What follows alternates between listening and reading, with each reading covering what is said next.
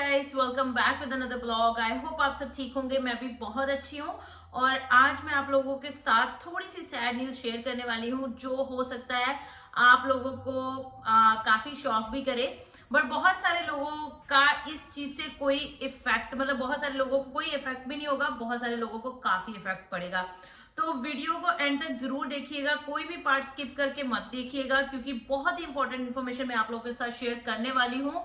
जो भी लोग कनाडा आने का सोच रहे हैं या फिर ये वीडियो जिस प्रोविंस के बारे में होने वाली है, अगर जो भी लोग उस प्रोविंस में मूव होने का सोच रहे हैं तो उनके लिए ये वीडियो बहुत ही यूजफुल रहेगी। तो चलिए जी, ज्यादा टाइम मैं आप लोगों का वेस्ट नहीं करूंगी, फटाफट से वीडियो को शुरू करते हैं। Let's go.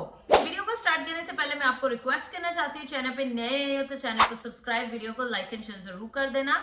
अगर मेरे साथ अपॉइंटमेंट बुक करना चाहते हो, किसी चीज को लेकर कोई डिस्कशन करना चाहते हो तो डेफिनेटली आप मेरे साथ अपॉइंटमेंट बुक कर सकते हो, जिसका लिंक आपको मेरे डिस्क्रिप्शन बॉक्स में मिल जाएगा। उसका लिंक आपको मेरी इंस्टाग्राम की बायो में भी मिल जाएगा। अब ये जो आज की न्यूज है वो है द प्रोविंस ऑफ क्यूबेक के बारे में। अब बहुत सारे लोग सोचेंगे कि क्यूबेक में तो कोई पीआर के रूल ऐसे अच्छे है ही नहीं, क्यूबेक में तो मूव हो ही नहीं रहे हैं लोग, तो इसका क्या फायदा होने वाला है या फिर इसका क्या नुकसान होने वाला है। रूल जो नए आए हैं, क्यूबेक की प्रोविंस ने पीआर के रिलेटेड रूल्स निकाले हैं, जहां मैं कह लूं कि टोटल इमिग्रेशन पर्पसेस के लिए ही रूल्स है। अब रूल क्या है वो मैं आपको बता देती हूँ। क्यूबेक की प्रोविंस के आपको पता है कि पूरे कनाडा से अलग रूल्स चलते हैं, मतलब कि क्यूबेक की प्रोविंस के पास ये अथॉरिटी है कि वो अपने इमिग्रेशन के रूल्स जो हैं अपने अकॉर्डिंगली चेंज कर सकते हैं, कि उनको फेडरल गवर्नमेंट के परमिशन की कह लो जरूरत नहीं होती है। उनके अपने ही अलग रूल होते हैं, वो कभी भी चाहे जो मर्जी चेंजेस जो है अपनी प्रोविंस में कर सकते हैं।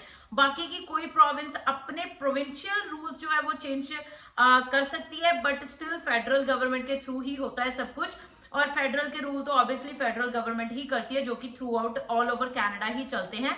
बट क्यूबेक की ही ऐसी एक प्रोविंस है जिनके अपने अलग रूल्स है। तो अब जो क्यूबेक की गवर्नमेंट है उन्होंने ये डिसाइड किया है, उन्होंने कैपिंग कर दी है, इमिग्रेशन पे कैपिंग कर दी है, कंट्री स्पेसिफिक कैपिंग। अब कंट्री स्पेसिफिक कैपिंग क्या क्या मतलब है, आप लोगों को पता है कि बहुत अलग अलग कंट्रियों से लोग आते हैं कनाडा में, राइट। अब उन्होंने ये बोला है कि हर एक कंट्री से 25% लोग ही आएंगे, मतलब हर एक जो कनाडा में टोटल लोग आएंगे, हर एक कंट्री का कोटा होगा, कैपिंग होगी कि इस कंट्री से पर्टिकुलरली 25% ही लोग आएंगे। सारी कंट्रियों के लिए सेम है उन्होंने, क्योंकि ये इसलिए किया गया है कि डिवर्सिफिकेशन होनी चाहिए। आपने ज्यादातर देखा होगा मेजॉरिटी ऑफ जो पॉपुलेशन है कनाडा में, जो इमिग्रेशन पॉपुलेशन हो चुकी है वो इंडिया से सबसे ज्यादा हो रही है, बाकी कंट्रियों से कम है। तो बाकी कंट्रियों से कम होने की वजह से डिवर्सिफिकेशन की जो है दिक्कत आ रही है। वैसे ही क्यूबेक ने आजकल तो इतना ज्यादा रूल टफ कर दिया था कि जो कोई भी इंसान क्यूबेक यानी कि फ्रेंच उनकी लैंग्वेज जो है फ्रेंच बोलेगा वही यहाँ पे पीआर ले पाएगा।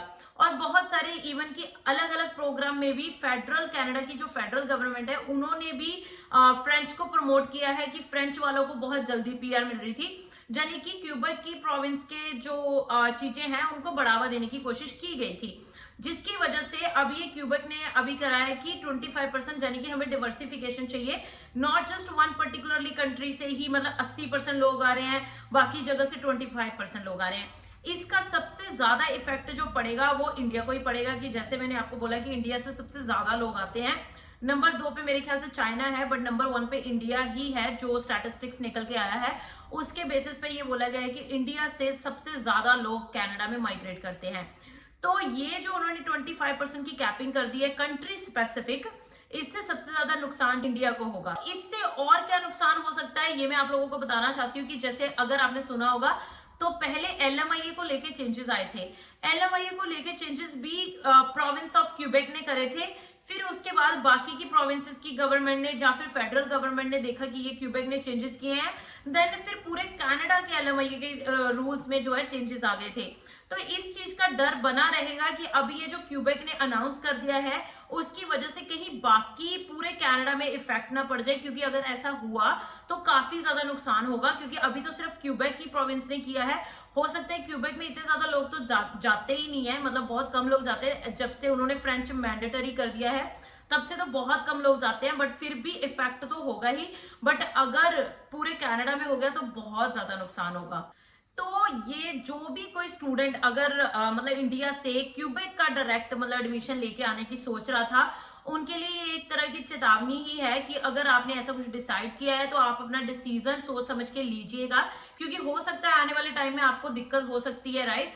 तो इसीलिए अपनी चीजें पूरा ध्यान से देखिए, तभी अपना डिसीजन बनाइए कि आपने क्यूबेक की प्रोविंस में मूव होना है या नहीं होना है। क्योंकि अगर तो ये रहा कि सिर्फ क्यूबेक की प्रोविंस ने ही किया है और बाकी की प्रोविंसेस ने कुछ चेंजेस नहीं किए, तब तो ठीक है, तब तो चल जाएगा। फिर भी मतलब पॉसिबिलिटी है कि सब ठीक ही रहेगा, क्योंकि जैसे मैंने बोला कि वैसे भी बहुत ज्यादा लोग जो हैं क्यूबेक मूव नहीं करते हैं। जो भी करते हैं वो तो अपना सोच समझ के डिसीजन लेंगे, ये रूल्स को ध्यान में रखते हुए। बट अगर बाकी की पूरे कनाडा की बाकी की प्रोविंसेस में भी ये हो गया तो बहुत ज्यादा दिक्कत आएगी, क्योंकि डाइवर्सिफिकेशन तो इनको मिल जाएगी, बट इंडिया का जैसे मैंने बोला सबसे ज्यादा नुकसान हो जाएगा, क्योंकि बहुत सारे लोग जो हैं, मैक्सिमम लोग जो हैं वो इंडिया से माइग्रेट होते हैं। तो कीप दैट इन माइंड, जो भी नए रूल्स आए हैं अपना जब भी मूव होना हो तब इन चीजों को ध्यान में रखिए before you moving to any province, right. हमेशा नए रूल चेक करते रहा कीजिए, क्योंकि अभी की जो सिचुएशंस चल रही है पीआर को लेके वो काफी क्रिटिकल काइंड ऑफ है, क्रूशियल है। हर एक बंदे को अपना सोच समझ के ध्यान से ही जो है डिसीजन बनाने चाहिए। That's all for today. Thank you so much guys for watching this video. I hope आज की वीडियो अच्छी लगी होगी। अच्छी लगी तो वीडियो को लाइक एंड शेयर जरूर कर देना। चैनल पे नए आए हो तो सब्सक्राइब के बिना मत जाइएगा। बाय बाय, टेक केयर, मिलते हैं अगले ब्लॉग में अगली वीडियो के साथ। Bye bye.